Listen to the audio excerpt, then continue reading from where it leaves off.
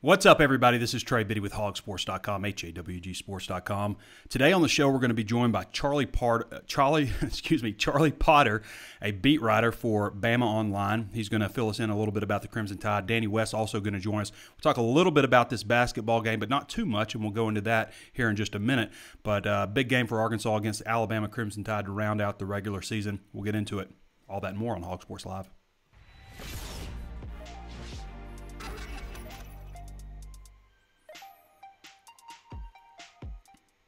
Before we get started, I want to let everybody know about our current special going on. This is our signing day special. It's 60% off at HawgSports.com.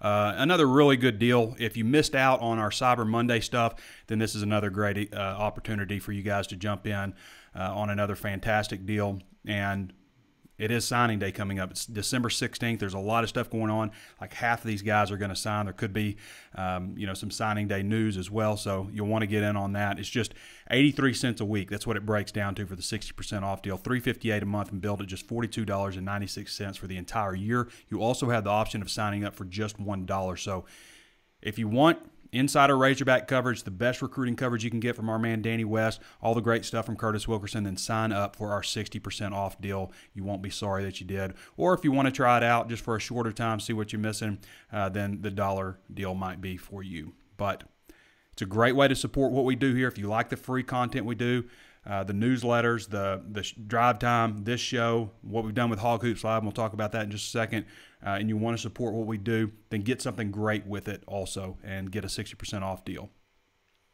Plenty of ways to watch and listen. Of course, you can always tune in on Facebook Live. Be sure to throw us a thumbs up. If you haven't done so yet, just go ahead and hit that thumbs up button.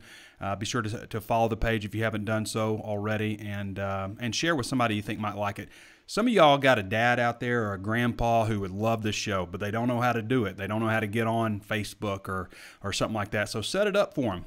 Set it up. They'll be glad that you did. All right. We're going to get to Charlie Potter first here, but I want to talk about the basketball game just a little bit. And the reason we're not going into basketball a whole lot is because we got a new show.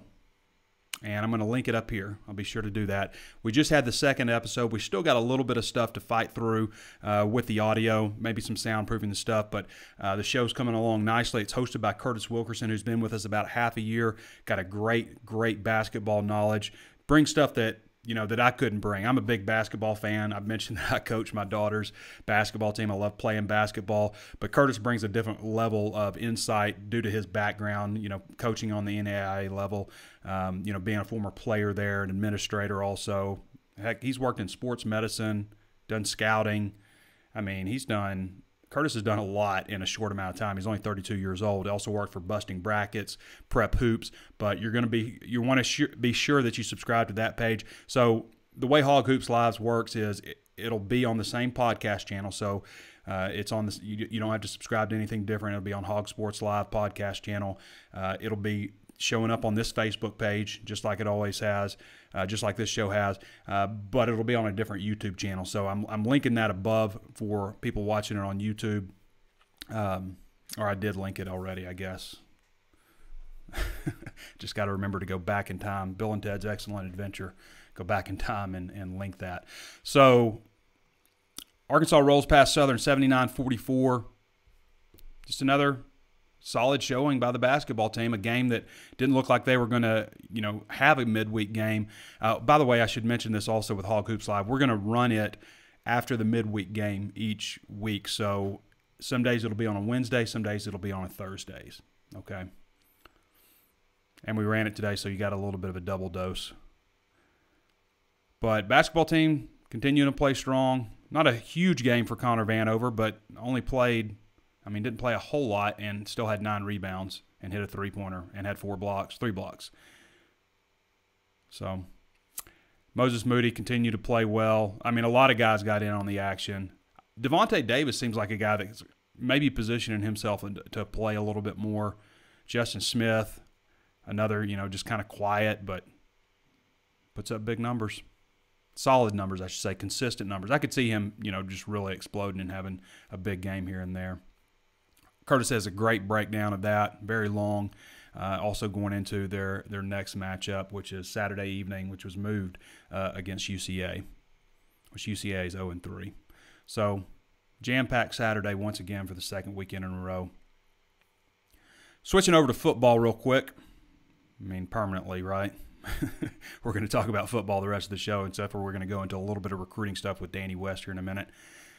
But if I had to guess right now, I think it's probably going to be KJ Jefferson starting at quarterback. Felipe Franks has played this week, but I don't know. Ribs don't heal that quickly. So if he wasn't able to go, the more I think about it, like if he wasn't able to go last week, what makes it different about this week? Because ribs, they will plague you for a long, long time. I've had bruised ribs a couple of different times, and it's the same diagnosis. It's not the same diagnosis, but it's the same treatment for bruised ribs, separated ribs, broken ribs, all that stuff. There's not really, you can't like just put yourself in a cast.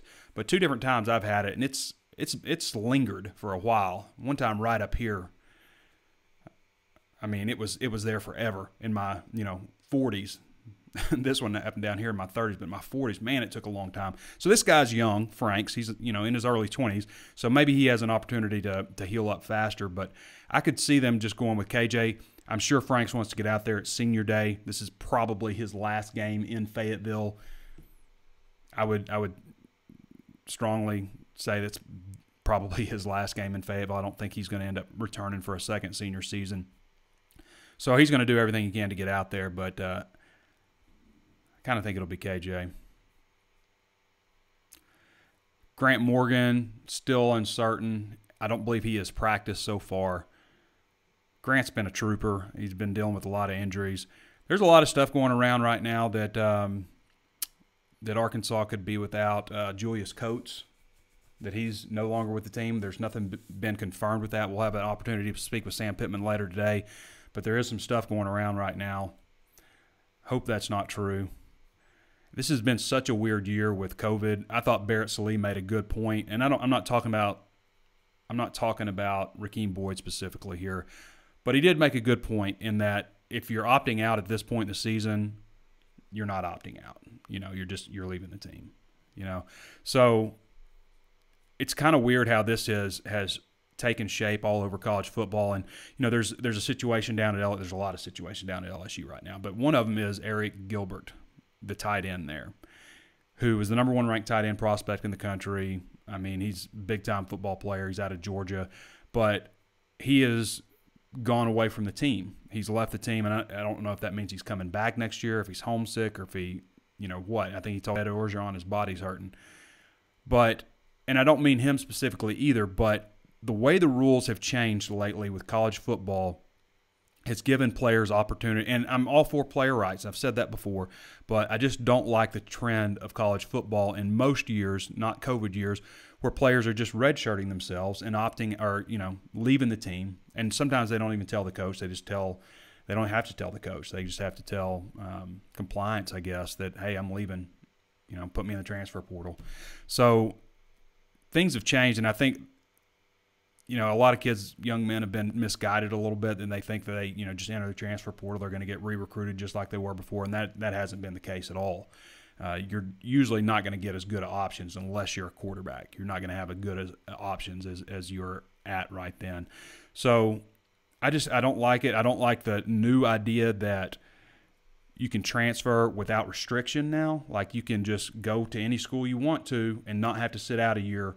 And the thing I don't like about that is most freshmen will want to transfer at some point, whether it's homesickness, whether they're not happy with their playing time, it's not what they thought it was, and they'll want to transfer. And that's true of most freshmen throughout history. And there has to be something in the way to deter them from doing that. And I think it's not a perfect system, but the best thing we have is, well, you can transfer, but you're just going to have to sit out again. So keep that, I say, but apply the new measure after 2 years. After you completed 2 seasons, then you can transfer. If you're not happy with your playing time, the coach probably isn't happy with you anyway and would be fine with you leaving. You've given it the old college try. It's time to move on. It didn't work out, but you gave it a shot, and you didn't just transfer because you missed your girlfriend. That's my opinion on it. I think we've changed too many rules too quickly. We don't have a control group. Anybody who likes science understands that. There's no control group to find out what works and what doesn't work. There's a lot of rules with college football. I don't want to get in, dive into all this too heavily, but there's a lot of things with college football that I don't like. I don't like, some of the things that have, facilitated making it where you have to run the hurry-up offense because, or the RPO game. You have to run the RPO game because they're not calling linemen downfield. There's no penalty for players faking injury, which, that's the defensive response to how do we stop this hurry-up offense. Everything's been geared towards offense. Well, let's fake injuries. And you can't, say, you're faking. There's all kinds of things like that I just don't like that we've gone with college football. All right. I promised you guys Charlie Potter, and we're going to get to him. We're going to find out what it's going to take for Arkansas to beat Alabama.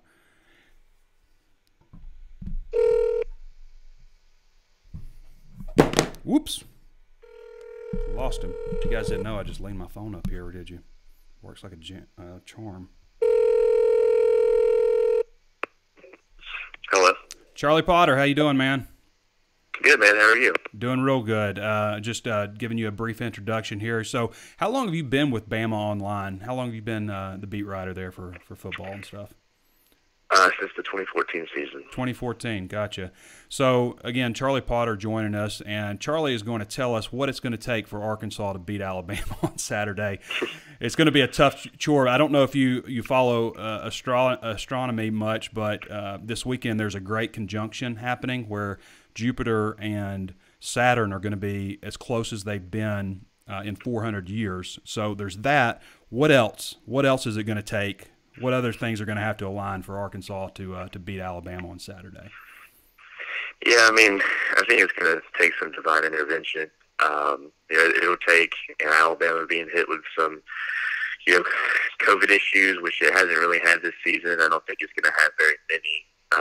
It would take a ton of turnovers, which Alabama really hasn't had this season. Mac Jones has been very efficient with the football. I believe Najee Harris fumbled once, and it was the first fumble of his career, and it really shouldn't have happened. It was an instance where he was near the goal line, and I think everybody thought the whistle should have been blown for progress. But forcing turnovers and on offense for Arkansas, they're going to have to make some explosive plays. And Alabama's defense is improving. It still has some things it needs to work on. I think the safety play is still kind of a work in progress. I think they've been doing a better job off the edge, but the defensive front, just needs to show more consistency, and explosive plays are big, and that leads to, or that's usually a result of miscommunication, misalignment. We saw it a couple times in the LSU game. Both touchdowns actually that LSU was able to score were because Alabama was not doing the right thing and not lined up where it needed to be. So those things are kind of few and far between. And LSU scored 14 points off of that, but Alabama was able to score 55. I think you look at last week, I know a lot of the points were given up in the fourth quarter, but when you see Arkansas give up 50 points to Missouri, if you're Mac Jones and Devontae Smith, Najee Harris, the rest of this offense, you have to be licking your chops a little bit. So it's going to take a lot. I know that was kind of a long-winded answer, but it's going to take a lot. So all that happens and Arkansas wins is what you're saying. Even then, who knows? Yeah, Alabama's done enough this season to. I think back to those that it can come back. Those years when Ole Miss had Alabama's numbers, and one year they forced 5 turnovers and still barely won the game. So it takes a lot, and that's why Alabama is Alabama. We talked about this a little bit in your 5 questions exchange that we did with you. But Alabama looks like they're going to be pretty healthy. That would be another thing that would help Arkansas if they were hit a little bit by injuries or COVID and stuff. But that didn't seem to be the case right now. No, they are pretty healthy. Again, you never know what to expect this season just with player availability because of COVID-19 testing and contact tracing, and Alabama hasn't just been open about that. Last week they were without 4 coaches, and we had a good idea of who but you kind of wait till pregame warm-ups to find out and be safe about it. Mm-hmm. And that'll probably be the case this week. They might be without players, they might not be. But just from a health standpoint and injury-wise, yeah, they're in good shape. I mean, everybody knows Jalen Waddle isn't out there, and that's a big blow to the offense, but they've still been able to survive pretty well without him. And then, you look everywhere else, and they're pretty healthy. And that's big coming off of that LSU game, because I think, it's a situation where LSU didn't have a lot of hope going into that one, and with it being a rivalry game and with everything was said last year, a lot of people were just nervous that, LSU is going to do everything they can to ruin Alabama season and maybe, force an injury, which, I mean, that's just hypothetical speaking, of course, and that wasn't the case. Alabama came out of that one, healthy as can be, and just from an injury standpoint, they're in really good shape. So a lot of people look for ways to find another coach beside Nick Saban to give SEC Coach of the Year or a National Coach of the Year award. But I think this is his best effort as a coach so far, and think he deserves the award, and largely because of how everything has just been held together. I mean, we see what's going on with LSU not being able to sustain, losing key coordinators and things like that. But Alabama just keeps on keeping on, and losing Tua Tagovailoa and replacing him with Mac Jones, who I thought Mac Jones was pretty good, but I didn't think he was going to be like he is right now. But it doesn't seem to matter, what happens. And you had mentioned maybe Steve Sarkisian is a guy that, when Saban does retire, whenever that happens, I mean, he seems like he's in great health and everything, so it's probably a long way away, that he might be a guy. But I think back to Bobby Petrino at Arkansas, who had a great thing going for the Razorbacks, but he had his finger on every single thing. And when he left, everything just went haywire. And I wonder, is that the kind of situation that Saban is in? Or, he kind of has to be because they have so much turnover. What's your thoughts on that? Yeah, I mean, he is very CEO-like when it comes to running this program. I mean, even the game that he didn't coach in, the Iron Bowl, he still did the post-game press conference. He still did all the media availability. He's that coach that's one team, one voice, and that voice is his. And it is his program. He's been here 14 years now. I don't think really a lot of people believe that would be the case when he took the job in 2007. Mm-hmm. But, I mean, he's one of the longest tenured coaches in the country, and it's just because of that consistency and that sustained success, and his process, his way of thinking is the reason for that. And I think just from this season, I think that consistency, that strong hand, that willingness to adapt has been big, because you mentioned LSU. I mean, look at all the opt-outs and all the issues they're having. Alabama doesn't have that. Mm-hmm. And I think it helps. I mean, winning obviously helps. If you're on a team that's going to be competing for a national championship, more often than not, you're going to stay along and try to win a ring. And I think that's why a lot of Alabama players came back, guys like Devontae Smith and Najee Harris and Dylan Moses and Alex Leatherwood. But it's also because they know that they can improve their draft stock and benefit from another year in Nick Saban's system. So, yeah, I mean, very CEO-like in terms of how he runs things. And, I never like to talk about, what it'll be like after Saban, because just from a content and coverage standpoint, that's going to be a nightmare. But, right now, I think majority of Alabama fans, if it were to happen at the end of the season, and I don't think that's the case by any means, but I think they would be, more than happy with Steve Sarkisian, with the way he's led this offense, with what he was able to do in the Auburn game. I think they've seen, growth and maturation from him. So that's just a name to throw out there, but I hope that's not something I have to worry about anytime soon. Charlie Potter. I have a hard time saying your name. Charlie Potter, joining us from BamaOnline, does a great job over there. They're also running a 60% off sale through signing day. So if you're an Alabama fan watching, go check them out at BamaOnline.com. All right, Charlie. Appreciate you, man. No problem. Thanks for having me. All right. Thank you. All right. So we're going to move right along to Danny West. Now, I think it's interesting, too, with Saban that when you're a coordinator and you come into Alabama, you don't bring your offense necessarily. You certainly don't bring your defense. You come in and learn their defense because everybody else knows it. So why should they all learn your stuff? That's Nick Saban's approach to that. Definitely a guy that thinks differently, thinks outside of the box. You have to be kind of a weird person. Like, that's what I worry about Sam Pittman a little bit. He's not I wonder if he's not quite weird or quirky enough, you know, like Eli Drinkowitz, quirky, weird, you know, Nick Saban, very strange, you know, disorders socially. I mean, just like, I mean, he's just kind of an oddball. You have to be like a workaholic. You have to have some obsessive compulsive disorder. You know, you have to have some type of neurological something off about you to be a successful football coach. You just do. It doesn't work any other way. I don't know why, but you just got to be a different kind of a cat. And, you know, Pittman's just a little bit different in a different way. You know, he's just kind of normal compared to all these other guys. All right, we're going to switch over to Danny, find out the latest in recruiting. Obviously, it is 60% off right now.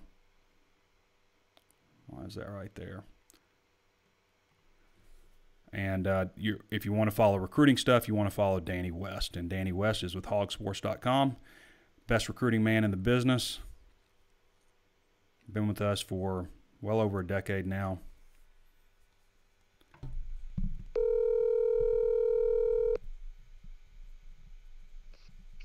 Trey Biddy. Danny West. What's up, man? How's Cruton going? Cruton is good. Cruton is winding down, so that's always good. Yeah, everything's smooth sailing at this point, buddy. Just getting ready for next week. How many guys are signing? There's 20 commitments right now, I believe. How many are signing? Yeah, you've got potential for, well, we know Cameron Ball, obviously, is still out there. You're expecting every one of the current commitments, so that's 20. You could get Cameron Ball, and then I think there's a chance at a late surprise, so we'll see Wednesday. I kind of misspoke earlier. I was talking about enrollees, and I said signing. So, like, half the guys are going to enroll. That's right. But all of them are going to sign? That's correct. Yep. You'll have 10 early enrollees. I don't have my list in front of me. I could spitball them if you'd like. Yeah, let's do it. Let's do it. Lucas Coley, your quarterback. Javion Hunt, running back.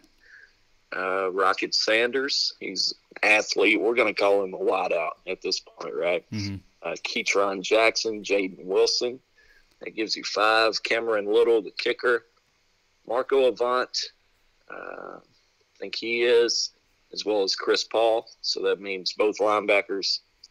And you've got a couple more, Trey. You're going to have to forgive me on this, but defensive backs, I think Jermaine Hamilton Jordan and Jaden Johnson, the latest commitment. So there's 10 there. So I think that's the accurate list. But that's good, man. I mean, you get half the class in here early. I think it's quite a bit more than they anticipated, to be honest with you. So that's always a plus.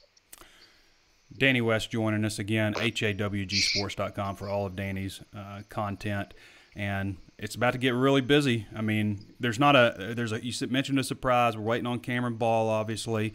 But after that, I mean, is it on to 2021 or 2022 recruiting? Yeah, that's kind of what I've been focusing on, to be honest with you. Man, we've gone, 6 months with basically the same core group of guys, right? And they've been on board, never had any drama, knock on wood. They've just been rock solid. So that allows you as a recruiting writer to kind of work ahead a little bit, put the hay in the barn, and get a head start on 2022. So to be honest, take nothing away from the 21 class. Hope they enjoy their day, and we'll enjoy blowout coverage of it. But I'm excited to dive in to that next group, simply because, not to say I'm bored, but kind of bored with this group after it's just been so weird because I mean you've traveled and met some of them. You did a great little deal with AJ Green, running back out of Tulsa, but like these guys didn't come on campus for visits and stuff. There's just the pizzazz of all what could have been with recruiting is kind of gone. But I'm anxious to see on the 2021 class or 2022 class, I always do that, how that looks, because Arkansas has obviously turned a corner, and even the games that they lost, 3 of them anyway, were decided by a total of 7 points. So the idea that Arkansas is can never be successful has been shattered, in my opinion, this season with the 3 wins that they've had. Even though it's just 3, they could have won more, and there's obviously they come from a pretty low place. So with this next group, with maybe actually finally being able to get them on campus, Sam Pittman can work his magic. Some of these assistant coaches can work their magic.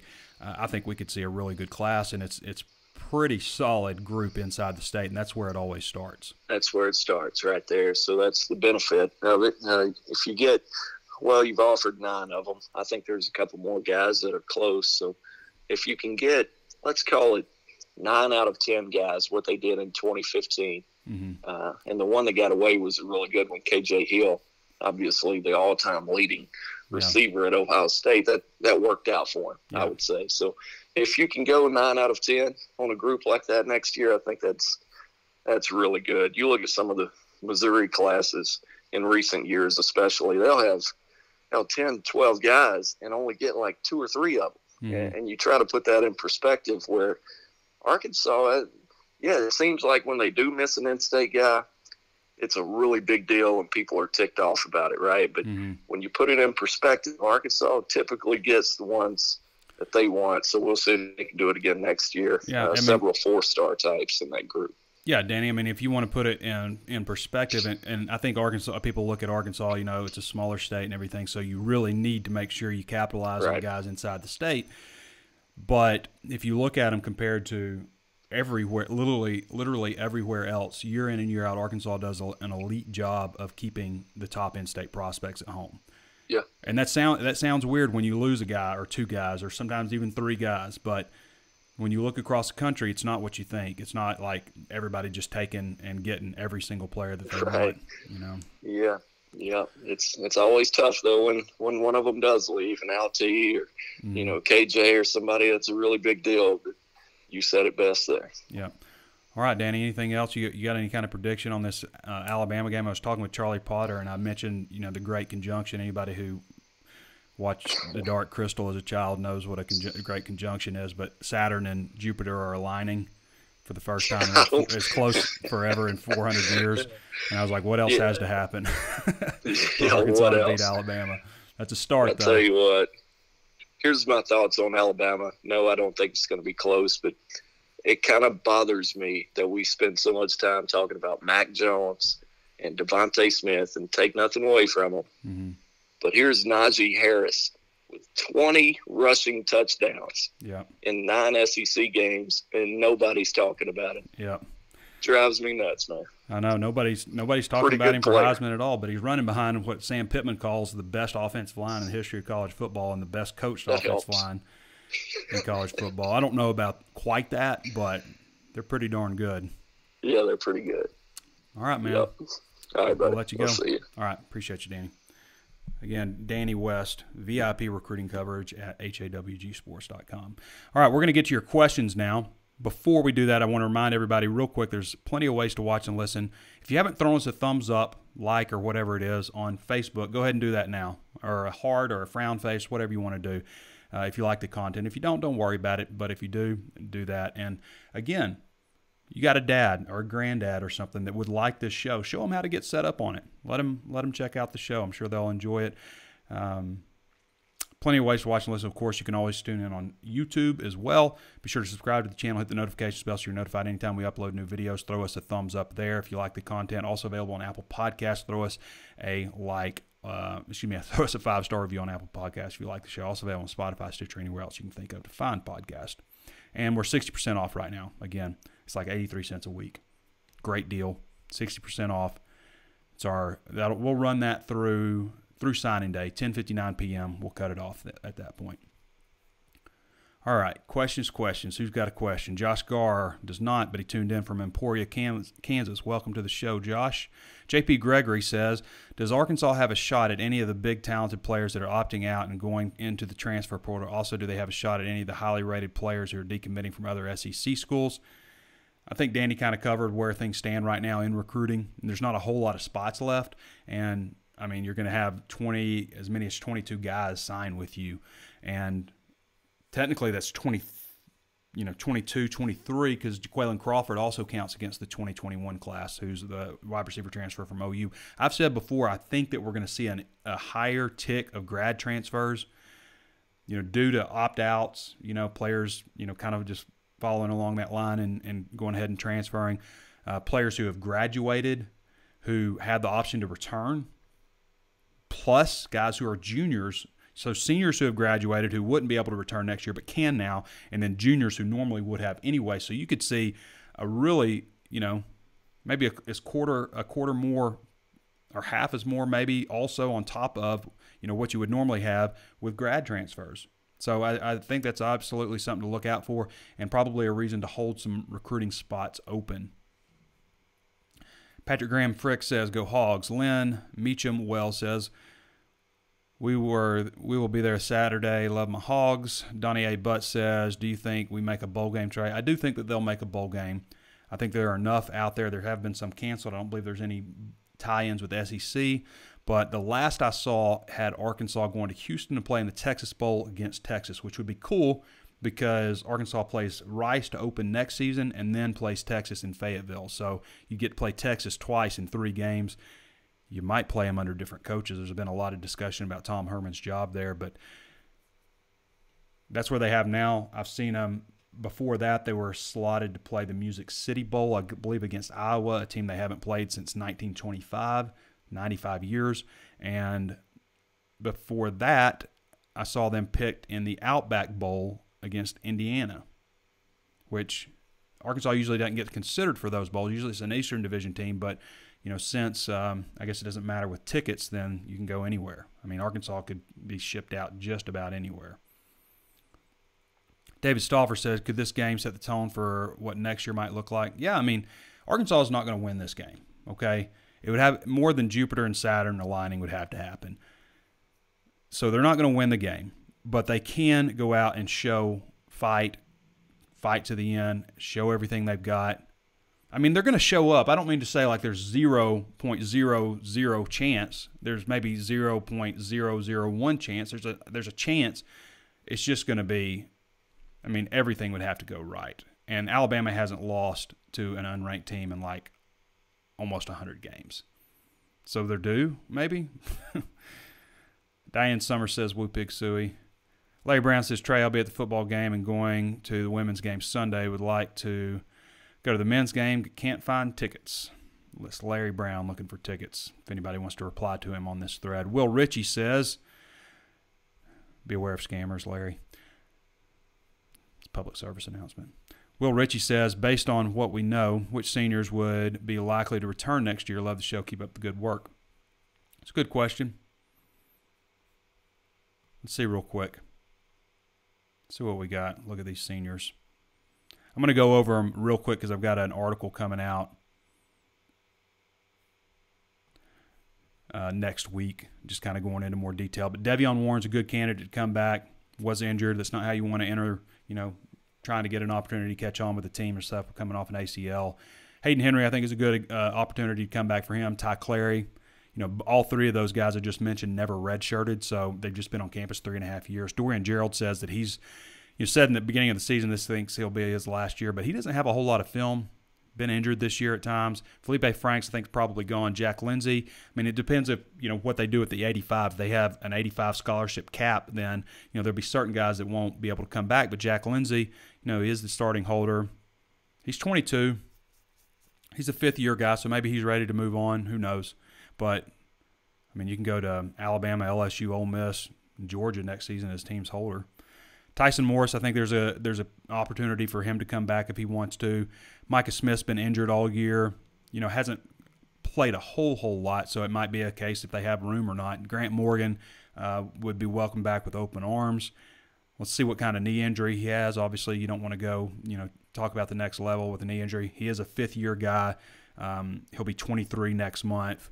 He's married. He's applied to med school. So there's all those factors, but he hasn't played a whole lot during his career, really just these last couple of years. Deion Edwards been hurt all year, kind of the same deal as Micah Smith. A.J. Reed, do you want to have 2 kickers on scholarship? Could be a deal where, is there room for him to be retained? And, here's the deal also, like, they've got to do something with the 85 because you can't be like, yeah, everybody gets the year back, but we're capping it at the 85. So you get the year back, but you don't because the coach doesn't have room for you. That doesn't make sense. So T.J. Hammonds, would he be coming back for his 9th year? Jonathan Marshall's pretty much gone. Myron Cunningham, I think, probably gone. He said yesterday, that he hadn't even considered that. Blake Kern would be welcome back, obviously. Tight end's a pretty thin area. Xavier Kelly would be welcome back. And then you had, Rakeem Boyd, Chipozie, and Juana, Jerry Jacobs. I would not expect any of those guys to be with the team next year. So that's all of them. There's 19 seniors, 16 who are currently contributing right now. Terry P. Roy says players should have the same leeway as coaches. Well, I mean, there are differences. I mean, like there's buyout clauses and stuff. It's a different deal. I disagree with you, Terry, but it's been a long time since we've had you on. Good to see you, I guess, even though you talk all kinds of crap about me.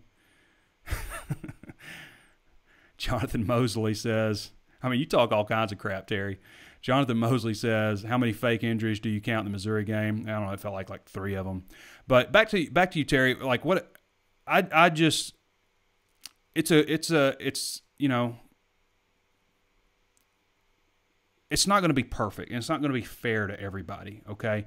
But if you do open the doors and you say freshmen can transfer willy-nilly, then you're going to just see a ton of freshmen make their own mistakes and by transferring. Let them transfer after a couple years.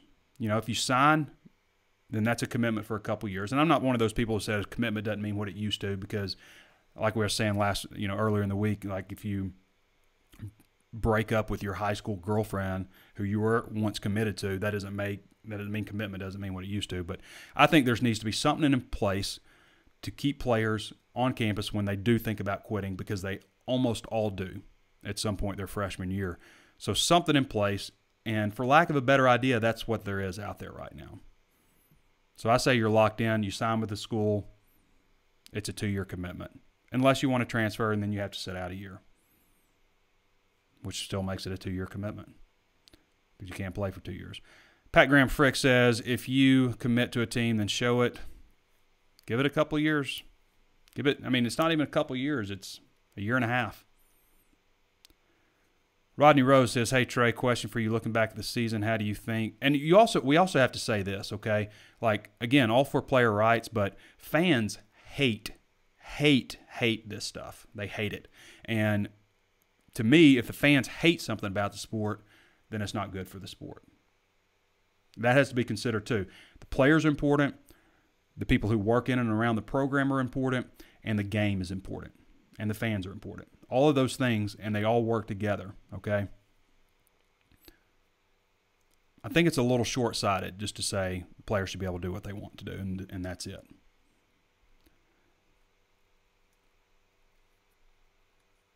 Rodney Rose says, hey, Trey, quick question for you. Looking back at the season, how do you think we would have done if we had played the original 12-game schedule? I think they would have won 6. Obviously there's 3 games there that they had a chance to win. They lost by a total of 7 points, so they would have won 6. Maybe they would have won 9. They would have won 9 if everything went right with those games that they lost. Then, they might do a 30 for 30 on Sam Pittman if that had happened. But I think 6. I think they won the 3 non-conference games. Probably lost to Notre Dame. Derek Simpson says, quick, someone get Saban a Harley and a mistress. Derek Simpson says, Les Miles. See, that's the thing about Saban. He's not going to mess around with that kind of stuff, because that's why he's Nick Saban. Derek Simpson says, Les Miles is quirky. Look where that got him. Yeah, it got him a national championship.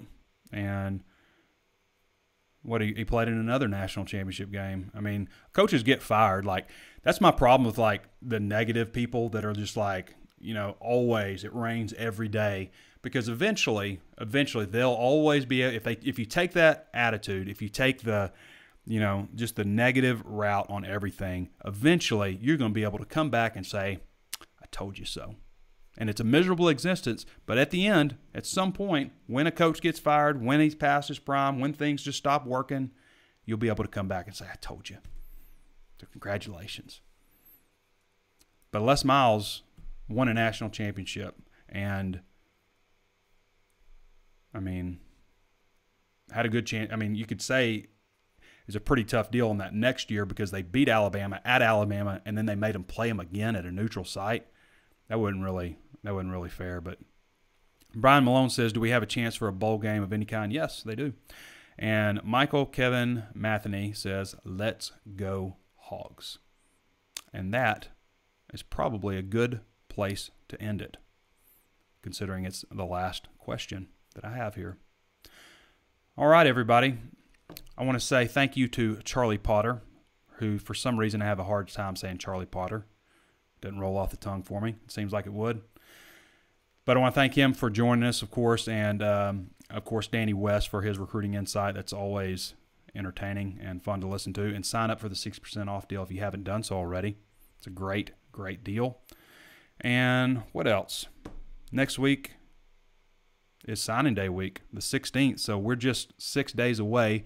So we'll do signing day shows, all that kind of stuff, get you ready for it. But you're going to want to go to HawgSports.com to get all your recruiting information and sign up for that 60% off deal. What else? Hog Hoops Live. Be sure to subscribe to that YouTube page and check it out here on Facebook. We ran it this morning right around 10 o'clock or so.